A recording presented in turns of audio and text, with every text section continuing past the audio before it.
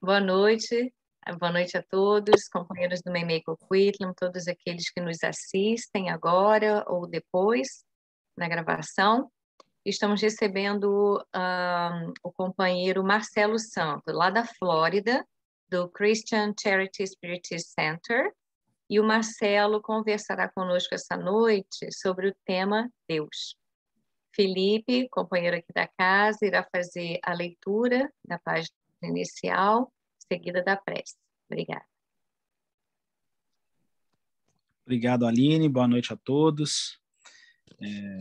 Prazer estarmos aqui reunidos em nome da doutrina espírita, nosso querido Mestre Jesus. Nós vamos fazer agora a leitura do livro, de uma passagem do livro Vinha de Luz, do Espírito Emmanuel, psicografia de Chico Xavier, a lição de número 118, intitulada Queixas. Irmãos, não vos queixeis uns contra os outros, para que não sejais condenados. Jesus disse em Tiago, capítulo 5, versículo 9. A queixa nunca resolveu problemas de ordem evolutiva. Entretanto, se os aprendizes do Evangelho somassem os minutos perdidos nesse falso sistema de desabafo, admirar-se-iam do volume de tempo perdido. Realmente, muitos trabalhadores valiosos não se referem a sofrimento e serviço com espírito de repulsa à tarefa que lhes foi cometida. A amizade e a confiança sempre autorizam confidências, mesmo nesse particular. Contudo, vale disciplinar a conversação.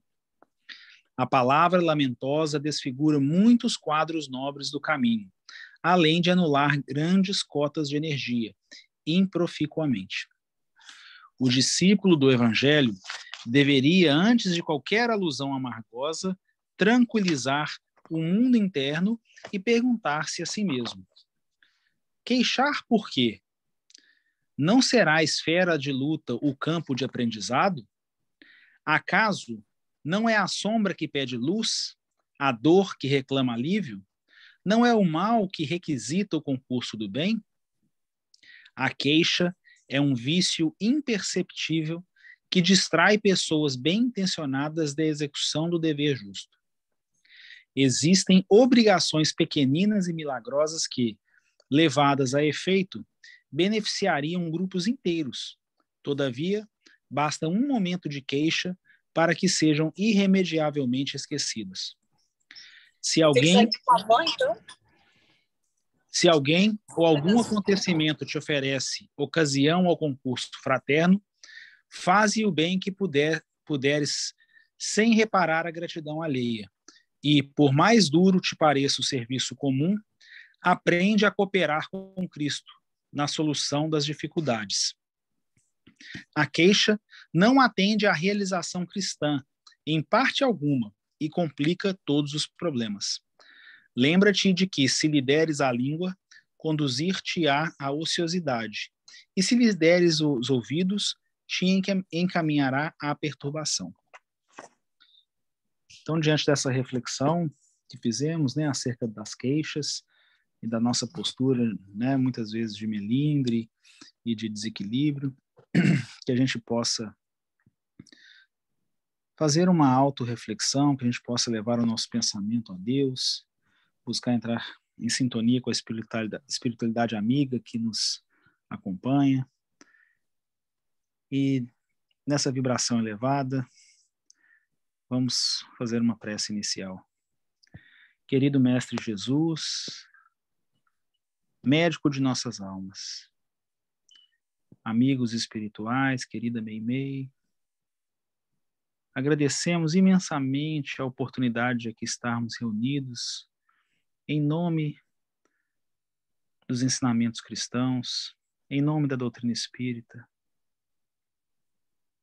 buscando alinhar os nossos propósitos, os nossos objetivos mais sublimes às leis que regem o universo, buscando sermos cada vez mais fraternos, cada vez mais caridosos, cada vez mais orientados para o bem, rogamos a Deus, nosso Pai, que possamos encontrar no nosso íntimo a força necessária para lutarmos as nossas lutas diárias contra o nosso maior inimigo, que somos nós mesmos.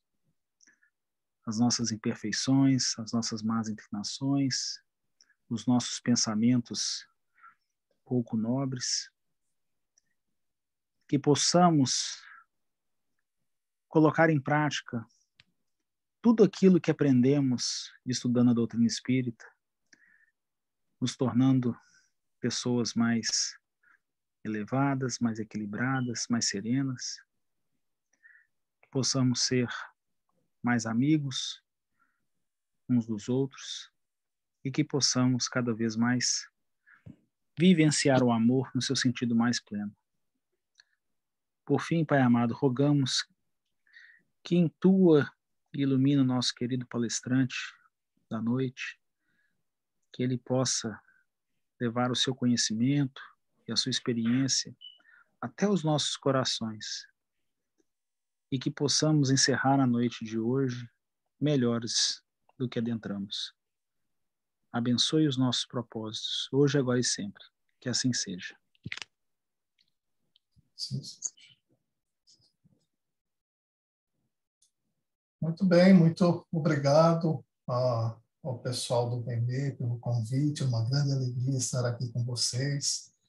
E nós vamos, então, procurar fazer esse estudo sobre Deus, começando pela ideia que podemos ter de Deus, né? Ela é relativa ao grau intelectual dos povos e ao progresso espiritual da humanidade. Então, é por isso que nós temos tantas opiniões, tantas crenças diferentes, né? Então, quando a gente pensa em Deus como o eixo de todas as crenças religiosas, e é o objetivo, né, na verdade, de todos os cultos, o caráter de todas as religiões é conforme a ideia que elas dão de Deus. Então, se a gente pega aquelas religiões que fazem de Deus um ser vingativo e cruel, né, que julgam honrá-lo com atos de crueldade, com fogueiras, torturas, as religiões que têm um Deus parcial e cioso são também igualmente intolerantes e mais ou menos meticulosas na forma por crerem no mais ou menos contaminado das fraquezas e ninharinhas humanas. Mas o interessante é a gente analisar o Deus que foi apresentado pelo Cristo, por Jesus. Porque antes de Jesus, como nós acabamos de falar, né? Tudo o que aconteceu até Jesus, Deus era visto, entendido pelos homens como aquele ser cobrador, parcial, que fazia diferenças, né? Tinha preferência, escolhia, era vingativo, perseguidor. E o grande problema é que nós passamos várias existências, né, reencarnações e reencarnações, tendo essa concepção de Deus que é extremamente tribal, né? Um Deus que toma partido, né? O meu Deus me protege, mas se vinga daquele povo, o Deus que pune, o Deus que abençoa somente uma parcela. Mas Jesus, ele quebrou essa concepção e nos apresenta um Pai que é Pai de todos, que inclui a todos. Então, toda a doutrina do Cristo, ela se funda no caráter que ele atribui à divindade, que tem aquele Deus imparcial, que é soberanamente justo, bom, misericordioso. ele fez do amor de Deus e da caridade para com o próximo a condição indeclinável da salvação, né? Dizendo: amar a Deus sobre todas as coisas e o vosso próximo como a vós mesmos. E era difícil, né, até hoje, para a gente entender, mas o que significa amar a Deus? E quando ele apresenta o segundo mandamento, que é amar o próximo como a si mesmo, ele diz que é semelhante ao primeiro. Então a gente entende que amando o nosso próximo, o que é servir ao próximo, ter a caridade, nós estamos assim amando a Deus,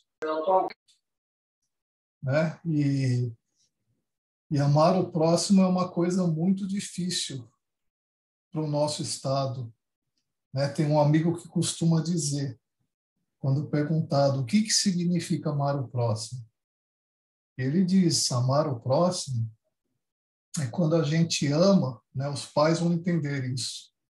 Quando a gente ama o filho do vizinho da mesma maneira que o nosso filho, né? Igual, não tem preferência, porque a nossa tendência é sempre defender o nosso, né? Ah, porque aquele fulano é mau influência, meu filho não. Quando a gente estiver preparado para amar o filho do outro do mesmo jeito que amamos nosso filho, aí nesse dia a gente já está amando ao próximo como a nós mesmos. E por conseguinte, amando a Deus. Então, hoje nós temos mais facilidades, né, a partir dos estudos da obra do Kardec, do Espiritismo, de compreender, de ter essa compreensão de Deus racionalmente, logicamente dentro do nosso limite de entendimento, né? Porque os atributos da divindade, como Deus é apresentado, é de acordo com a nossa capacidade de entendimento, da mesma maneira que uma criança de 3, 4 anos pergunta como nasceu aos pais, hoje em dia já não se fala mais na cegonha, mas vai falar, não, uma sementinha do papai. Então tem que educar, explicar de acordo com a idade. E a nossa idade espiritual ainda é bastante infantil. Então, o que nós entendemos de Deus hoje é dentro da nossa capacidade de evolução. Mas, ainda assim, a gente tem essa capacidade intelectual de entender Deus, mas emocionalmente, ainda nós temos dificuldades em compreender um Pai que é amor infinito e nos conhece de forma pessoal, porque a gente ainda tem esse passado enraizado, né, de várias existências daquele Deus que é parcial, vingativo e um ser que é assim uma autoridade, né? Quando a gente pensa em autoridade, a gente não tem acesso, né? A autoridade está sempre ali, né, entre os homens, protegida, cercada pelos assessores. A gente não tem aquele acesso direto. Então a gente tem essa visão de Deus, essa dificuldade de compreender que ele é amor infinito, amor em abundância. A gente sempre pensa, não, Deus é todo-poderoso, é justo, é bom, mas a gente ainda não tem aquele contato de maneira pessoal mesmo. E é assim, porque Deus conhece todos os detalhes do nosso íntimo, né? Tudo que passa no nosso pensamento, nosso sentimento. E o que nos dá essa ligação com Deus é a oração, né? A Madre Teresa de Calcutá, ela diz que a oração torna nossos corações transparentes. E só um coração transparente pode escutar a Deus. Então, a compreensão de Deus, ela vai se revelando mais brilhante e mais sublime à medida que escalamos os degraus do progresso espiritual. Essa frase está no livro Grande Enigma de Leon Diniz. E é uma verdade, né? Quanto mais a gente escala os degraus do progresso espiritual, melhor entendemos a Deus.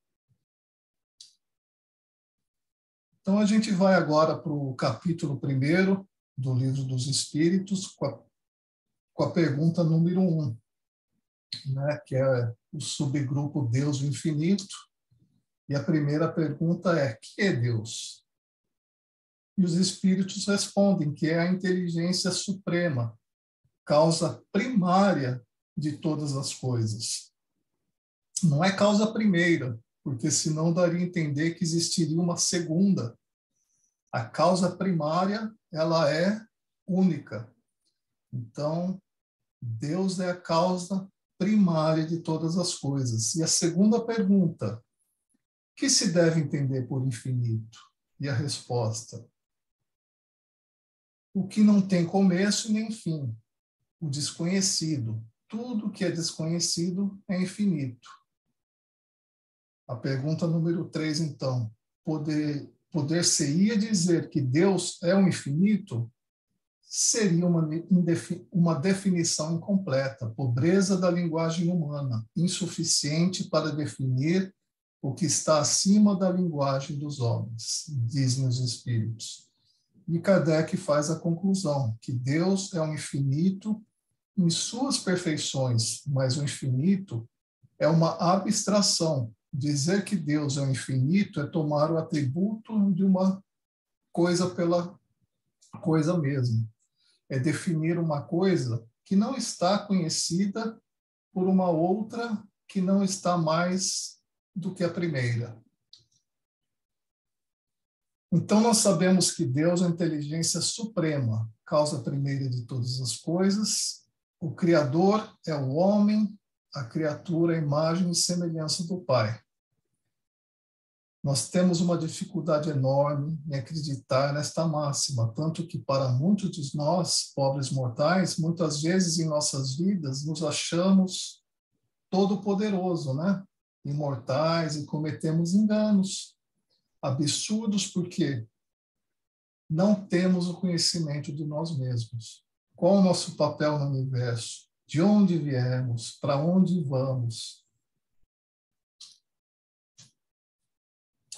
E, continuando no capítulo 1 do Livro dos Espíritos, na sequência, provas da existência de Deus. E a pergunta número 4, onde se pode encontrar a prova da existência de Deus?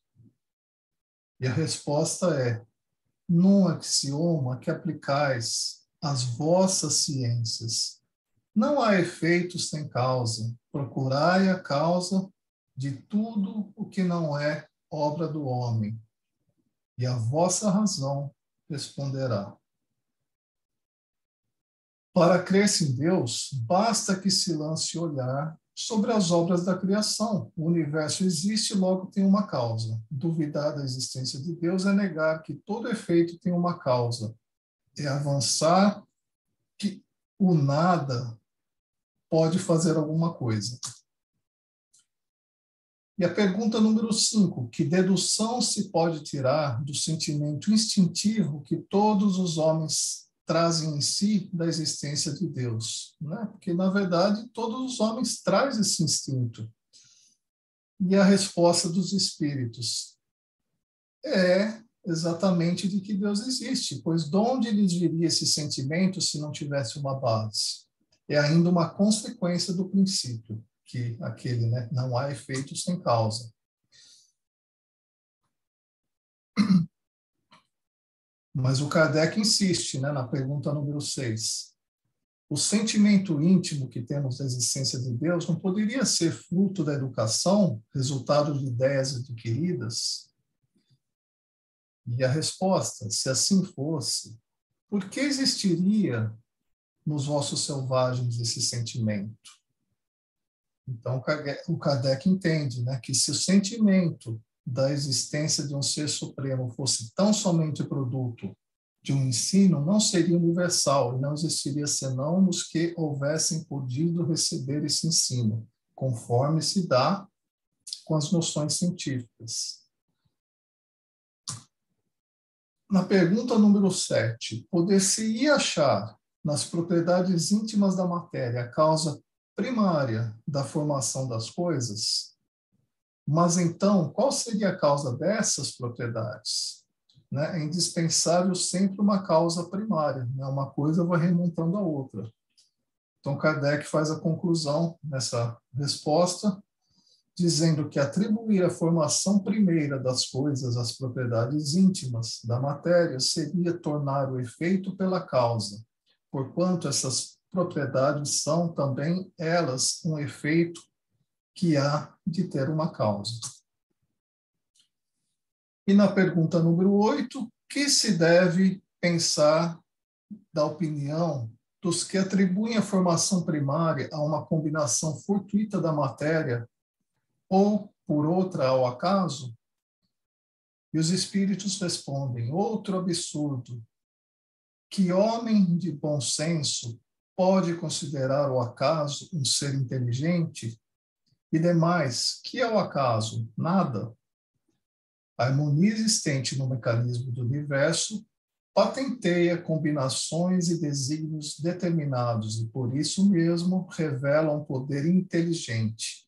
Atribuir a formação primária ao acaso é insensatez, pois que o acaso é cego e não pode produzir os efeitos que a inteligência produz. Um acaso inteligente já não seria o acaso. Na pergunta número 9, em que é que, na causa primária, se revela uma inteligência suprema e superior a todas as inteligências? Tendes um provérbio que diz: pela obra se reconhece o autor. Pois bem, vede a obra e procurai o autor. O orgulho é que gera a incredulidade. O homem orgulhoso nada admite acima de si. Por isso é que ele se denomina a si mesmo de espírito forte, pobre ser, que um sopro de Deus pode abater. Então, do poder de uma inteligência se julga pelas obras. Não podendo nenhum ser humano criar o que a natureza produz, a causa primária é, consequentemente, uma inteligência superior à humanidade. Quaisquer que sejam os prodígios que a inteligência humana tenha operado, ela própria tem uma causa e, quanto maior o que opere, tanto maior há de ser a causa primária.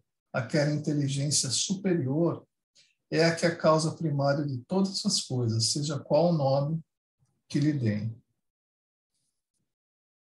Voltando ao mesmo livro, O Grande Enigma, de Leon Denis, sobre a compreensão de Deus, ele diz: se somos impotentes para compreender a essência divina, podemos ter uma ideia de Deus através de suas leis e de suas obras, nas quais brilham a sua sabedoria e a sua justiça.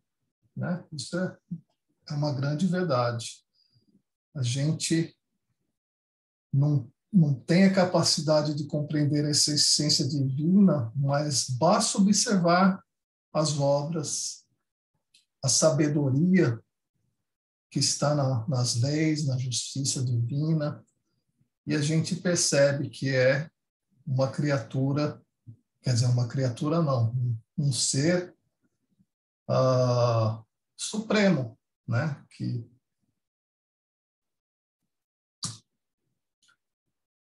E agora nós vamos falar na terceira parte desse capítulo 1, sobre os atributos da divindade. Na pergunta número 10, pode o homem compreender a natureza íntima de Deus? E os espíritos são taxativos. Não. Falta-lhe para isso o sentido. Na número 11, será dado um dia ao homem compreender o mistério da divindade quando não mais tiver o espírito obscurecido pela matéria, quando, pela sua perfeição, se houver aproximado de Deus, ele o verá e compreenderá. Então, é a inferioridade das faculdades do homem que não permite a compreensão da natureza íntima de Deus. Na infância da humanidade, o homem o confunde muitas vezes com a criatura, cujas imperfeições lhe atribui, mas à medida que nele se desenvolve o senso moral, seu pensamento penetra melhor no âmago das coisas. Então, faz ideia mais justa da divindade, e ainda que sempre incompleta, mas conforme a sua razão. Número 12. Embora não possamos compreender a natureza íntima de Deus, podemos formar ideia de algumas de suas perfeições? De algumas, sim. O homem as compreende melhor à proporção que se eleva acima da matéria, entrevê-as pelo pensamento. E a número 13 seguindo, quando dizemos que Deus é eterno, infinito, imutável, imaterial, único, onipotente, soberanamente justo e bom, temos ideia completa de seus atributos? Do vosso ponto de vista, sim, porque credes abranger tudo. Sabei, porém, que há coisas que estão acima da inteligência do homem, mais inteligente, as quais a vossa linguagem restrita, as vossas ideias e sensações não tem meios de exprimir. A razão, com efeito, vos diz que Deus deve possuir um grau supremo dessas perfeições, porquanto, se uma lhe faltasse ou não fosse infinita, ele já não seria superior a tudo. Não seria, por conseguinte, Deus. Para estar acima de todas as coisas, Deus tem que se achar isento de qualquer vicissitude e de qualquer das imperfeições que a imaginação possa conceber. Então, mais uma vez, a gente volta naquele ponto, né? Tudo isso é uma coisa assim bem lógica, fácil de compreender racionalmente, né? De raciocinar. Intelectualmente, a gente consegue ter essa definição de Deus. O grande desafio é estabelecer aquele vínculo, aquela compreensão emocional da capacidade do amor divino, porque a gente vem daquele passado, né, de encarnações e encarnações como Deus, aquela autoridade, aquele ser distante, inatingível, que pune, que castiga, né, os homens que pecam, e, na verdade, ele é um pai que é todo amor e que conhece a cada um de nós. É uma relação bem próxima, mas que a gente ainda não consegue ter a dimensão dessa proximidade. Então, Deus é eterno, é imutável, é imaterial, é único, é onipotente e soberanamente justo e bom. E no livro Fonte Viva, de Emmanuel, ele diz, não pergunte se Deus é um foco gerador de mundos ou se é uma força irradiando vidas. Nós não possuímos ainda inteligência suscetível de refletir-lhe a grandeza, mas trazemos o coração capaz de sentir-lhe o amor.